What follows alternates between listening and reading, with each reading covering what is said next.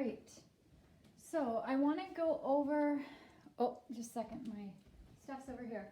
I want to go over the answers to the questions that I had assigned for homework. I know you're hearing just a voice and not me. So I want to go over those 31, 32, and 34 because it did not go well for most of you. So I want to go over those with you, and hopefully you'll get some light bulb moments in there somewhere, I hope. So I want to go over this with you. So we have an Olympic diver, and the diver, who's out of luck this year for the Olympics, the Olympic diver has a mass of 54 kilograms. She stands at the end of a 3.8 meter diving board. So length of the board is 3.8 meters long. And the mass of the board is 25 kilograms. Just a second. Belle, that's enough. Hey, that's Sass. The fulcrum supporting the diving board is 1.3 meters from the bolted end. So length to the fulcrum is 1.3 meters. And I'm going to draw this in a minute. What force must the bolt at the end exert on the board? So what force does the bolt have to exert on the board in order to hold the diving board in place? So that's the question. So I'm going to draw a little bit here. So we have the bolt that is holding the diving board in place. Then we have the fulcrum where the board kind of bounces on. And then the whole length of the board is 3.8 meters. But the length to the fulcrum from the bolt, that is 1.3 meters. Now, there's a couple of other things, and diver is standing on the end. There's a couple of things we're going to need to talk about as we go through this, all right? So we want to figure out the force that the bolt has to exert on the board. So the force that the bolt is exerting is going to be down, right? There's also a force of gravity pulling down on the person. Now here's the tricky part. There's also a force of gravity pulling on the board itself. And I've said this in other videos, but I'm going to say it again. The force of gravity works at the center of the object's mass. So if this is 3.8 meters long, we assume gravity is working at the center of that. So half of 3.8, I can't even, why can't I do that in my head? Sorry. Half of 3.8 divided by 2 is 1.9. So 1.9 meters, at 1.9 meters, that's where the force of gravity is working on the board itself, all right? So now we're going to talk about torques, because torques all have a force in them, and we don't have a formula for force of bolt, so I can't just do the force of the bolt is. I can't do that. So I have to think of it in terms of torque. So there's going to be a torque on the board itself. I can't spell board. There's going to be a torque on the person doing the diving. They're creating a torque. And there's going to be a torque because of the bolt. All right? Now we're going to assign positives and negatives to this. Again, the fulcrum is going to be the thing that it rotates around. So if the diver was the only person, the only force pushing, and the diver's pushing down, that's going to make the board flip this way, which is clockwise. And clockwise is negative. So the person has a negative torque. Again, force of gravity on the board is on this side of the fulcrum, which means if it was the only force acting, it too would make the board spin clockwise. And so that 2 is negative. And finally, if the bolt was the only thing, okay, if the bolt was pushing down this way on this side, it would make it spin counterclockwise around the fulcrum, meaning that is positive. And we're assuming this whole thing is in static equilibrium, so it's equal to 0. What a good boy, Wicket. All right, so now we're going to actually do some formulas with this. Remember, torque is lever arm distance times the force. So on the board, the force on the board is the force of gravity. So it is mass times gravity. So mass of the board is 25. Gravity, acceleration due to gravity, 9.81, times the lever arm distance. The lever arm distance is the distance from the turning point to where the force is. Now I said it earlier, but the turning point is the fulcrum. It's not at the bolt, which a lot of people will tell me. The turning point is the fulcrum. Think about a seesaw.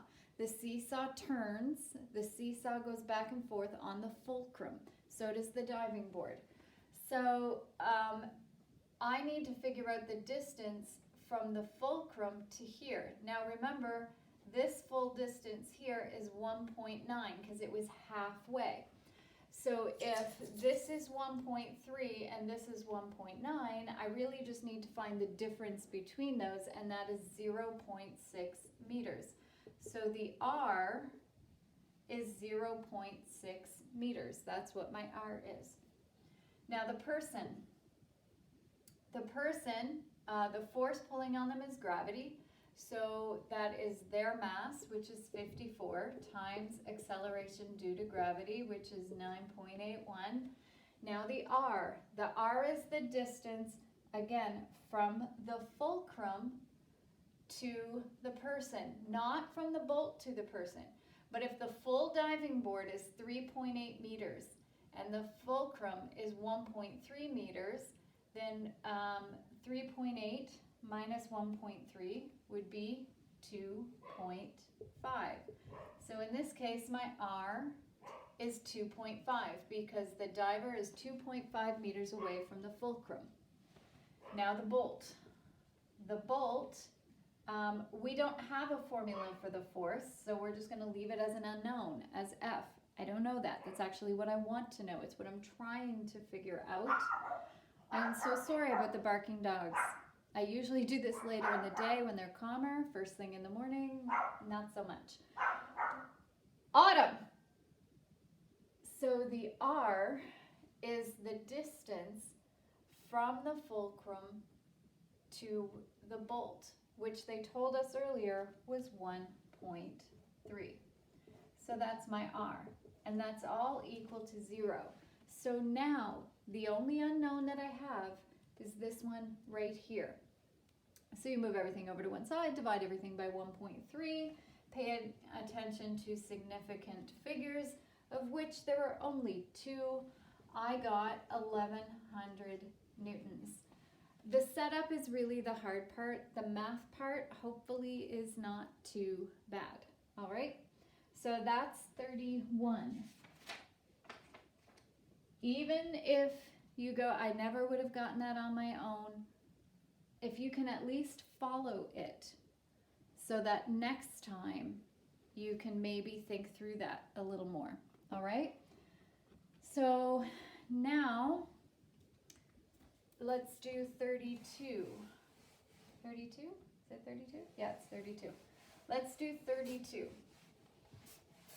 And in 32, it talks about, you have something, I don't know if you can see this, I don't know how far, oh well, no, it goes down to there. So I have, they say a steel ball, but I have something in my hand, okay? And I want to lift it. So, or at least hold it still. So there's gravity pulling on this ball, or Harriet, here in my hand. There's also gravity pulling on my arm itself. Meanwhile, my muscle is working in the opposite direction. It's pulling up in in order to keep everything still. If this muscle wasn't here, this would all just fall because of gravity.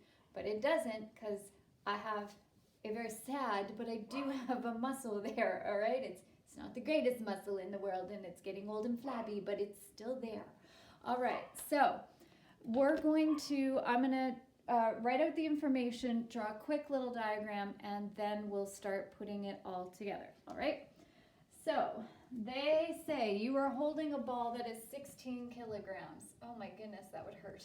16 kilograms, that's like over 30 pounds. Ow. In my hand while keeping my forearm level. I'm not doing it for long, all right? Your forearm, so the mass of my arm is 2.3 kilograms. With the center of mass as shown in the diagram, given the dimensions in the diagram. All right, so let's look at the diagram. So you have your bone. There's your bone. There's your little hand holding a ball. All right, it's very long form. And you have your muscle, and your muscle attaches to the bone down here. So you got your nice little bulgy muscle holding onto the forearm of your arm. So your elbow joint is here. So this is your joint, elbow joint, not the other kind of joint. And the distance between where your elbow joint is and where the muscle attaches onto your arm, that is 0.052 meters. The center of mass is working on your forearm right about there, it says.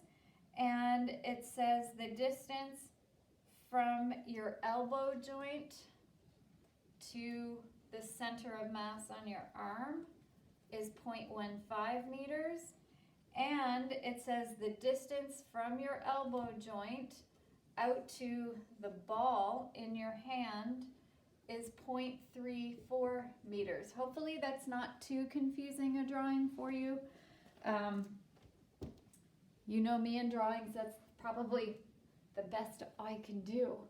All right, some of you sent me drawings that were way better than that. Now, if I'm going to set this up, I'm going to have 3 different torques, all right? I'm going to have the torque because of the ball. I'm going to have the torque because of my arm. And I'm going to have the torque because of my sad, weak little muscle, all right? And it's all has to equal 0. So now let's think about direction. Let's think about what signs we would put on this. If gravity is pulling on this ball, my arm's going this way, which if it could keep going around, which that would break my elbow, but if it could keep going around, would actually put it in a clockwise direction, which is negative. Gravity on my arm pulling the same way, also negative. But my muscle is actually pulling up. That is the counterclockwise direction, so that is positive. So now we have to start filling in numbers. So for the ball, gravity is what's pulling on that, so that is mass of the ball, which is 16 times gravity, which is 9.81, and the distance is 0.34. Minus, now my arm. Mass of my arm is 2.3 times gravity, 9.81, times the distance, which is 0.15, plus the force, I don't know. That's what I'm trying to figure out. I'm trying to figure out the force that my muscle is applying times the lever arm distance. Well, that's 0.052. And that all equals 0. So again, the only unknown I have is my force. And so I would work that out to significant figures. Coincidentally, it worked out to be the same answer as the question before it. All right. All right, then we get to the much bigger question. Sorry, I have a dog about to leap off of a couch. I'm just watching him to make sure he doesn't hurt himself. Wicket, lay down. Down. Yes, you. You can do it too. There's more dogs than you know in this room. All right, and obviously a few downstairs barking that may not live much longer. All right, you know I'm joking. All right, so for number 34, again, let's talk about what it says. So you have a summer job as a house painter. Not bad. You are standing 3/4 of the way up. A uniform 2.6 meter long ladder. So the length of the ladder is 2.6 meters, and so the length to the person is 3/4 of the way up. So I might as well just figure that out now. So 3/4 times 2.6 is 1.95. So the length to the person is 1.95. The ladder has a mass of 7.5. So mass of the ladder is 7.5. The ladder makes an angle of 73 degrees. The mass of the person is 55 kilograms. Their question is, what does the force of friction have to be with the ground and the base of the ladder to keep it from sliding? Assume that the friction between the top of the ladder and the house is negligible. All right. So this is very, very similar to the example about the firefighter that I did. So you are standing 3/4 of the way up. I don't know why you're not a little bit higher than that. You're trying to reach the wall of the house. But you're 3/4 of the way up. And the angle here is 73 degrees. That is one steep ladder. Do not fall off. And we have the masses of the people. Now, in the example that we did, the first thing that we did was we figured out all the forces in the y direction so that we could figure out the normal force on the ground. And you can do that. I did it in my answer. And then I gave myself a note because I went and did the whole question and found out, oh, I didn't need that information. All right. Turns out I'm not going to need it. I needed it in the example because what I was trying to find was the coefficient of friction, which meant I had to know the formula for force of friction was coefficient of friction times normal force. Hence, I needed the normal force. But I'm not looking for the coefficient this time. I'm just looking for the total force of friction. So I'm actually not going to need this normal force. There is a force of friction going this way, keeping the ladder in place so it doesn't slide. That's what I want to figure out. Just a second, I have to rescue my dog. Come here. Come on down. You got it. Baby, don't you? Good boy. Okay. Sorry. He's in a whole lot of training right now, so I didn't actually need to figure that out. So I have the force of friction going that way. I have the normal force that the house is exerting on the ladder going that way. Those are the two opposing horizontal forces. I have the force of gravity on the ladder, which is working directly on the center of the ladder. And I have the force of gravity of the person, which is working where the person is. Just a second. Belle! Enough! Go outside! She's so lazy. All right. So we have those forces of gravity going down. Now, like I said, the very first thing I did was I looked at all of the forces in the y direction. So this one, and this one. I made them equal to 0. And then I was able to figure out what this is. You can do that. You won't need it, but you could do that. I kind of do it out of habit just because I figure out everything I can so that when I get to the end, I have everything I could possibly need and usually extra. But I actually don't need it in this one. So I'm going to go straight to the whole torque thing, all right? And here's why. If I went straight to the forces in the x direction, let's just go up here. If I went straight to the forces in the x direction, because I want to know a force in the x direction, I want to know the force of friction.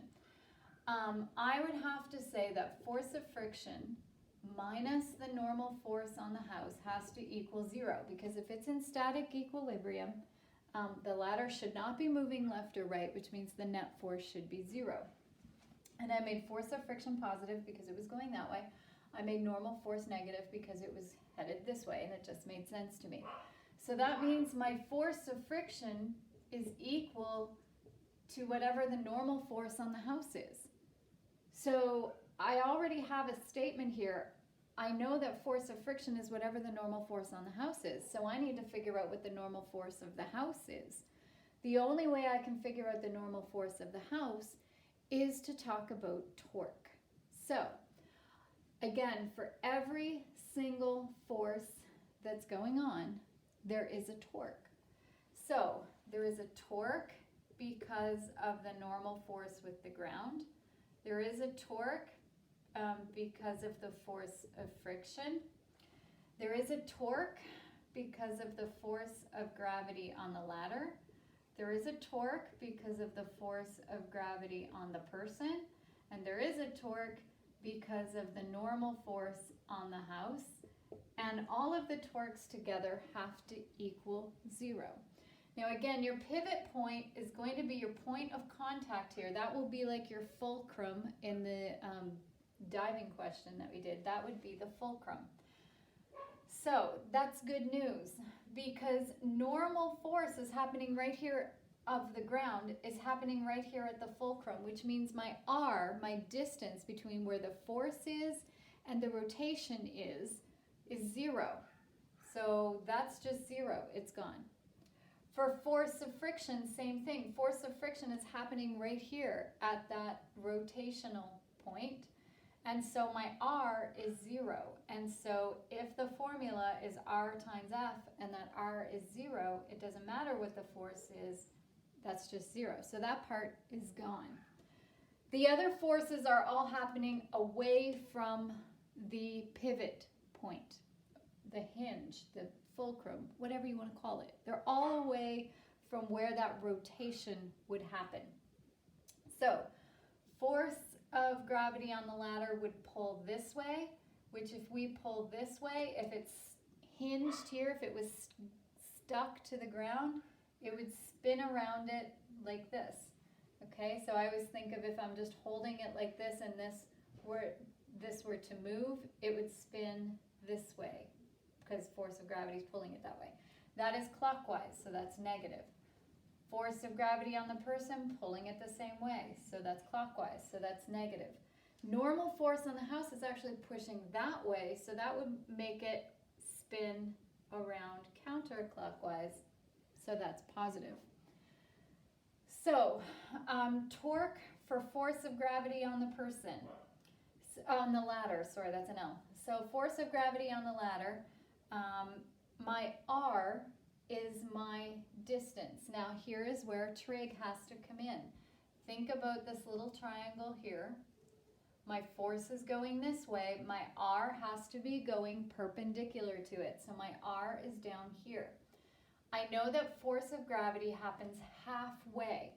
So if the length of the ladder is 2.6, then that is 1.3. So my R is the adjacent side, so that is cos of 73 is, cos of 73 is R over 1.3. So 1.3 times cos of 73 would be R. So my R is 1.3 times cos of 73. That's my R.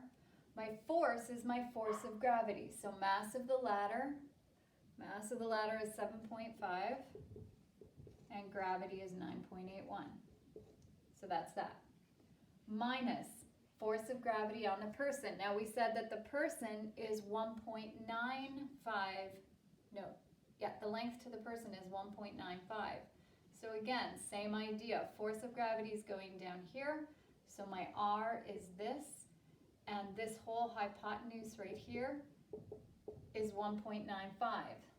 So all that's different is 1.95 is here. So my R is 1.95 times cos of 73, and my force is the force of gravity, and the person, where's mass of the person? Mass of the person is 55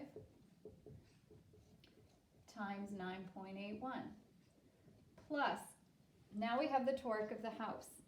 I don't know what the force is. I don't know. However, this is the one that the textbook gets wrong, all right? This is the one that the textbook gets wrong, because if my normal force is going this way, think of it like this. If my normal force is going this way, that's my normal force. My R has to be going perpendicular, it has to be going down. If that angle is 73, according to opposite angle theorem, this angle has to be 73 degrees. And so the R is opposite, so that's actually sine. So I would be saying sine of 73 is R over, and that's the full length of the ladder, which is 2.6. So it's force times, and I'm running out of space, force times 2.6 times sine of 73. And that's all equal to 0. How good is that? Sorry for the mess. So I'm going to move that over to the other side. I'm going to move that over to the other side. And then I'm going to divide everything by 2.6 times sine of 73. I got the normal force on the house when I worked this all out. I got that the normal force on the house was 135.965. Now remember up here, when I was talking about forces in the x direction, I figured out that my force of friction is the same as the normal force on the house. So that means my force of friction is 135.965, but I can only have two significant figures, so that would be 140 newtons. So I hope that that makes sense to you. I hope that you have that. Again, even if you couldn't come up with it on your own, I hope that you could at least follow the steps that I did. You should be trying number 33 today, which is the sine one. Please let me know how that one goes as well. I'm going to post this as soon as I can. I'm going to start uploading it now. It takes forever to upload. I don't have fiber optic internet. I don't live that far out, but I live far enough out that they don't want to provide me with really good internet. And with everybody working from home now, my uploading's pretty slow. So I'll get this up as soon as I can. Good luck. See you later. All right, bye.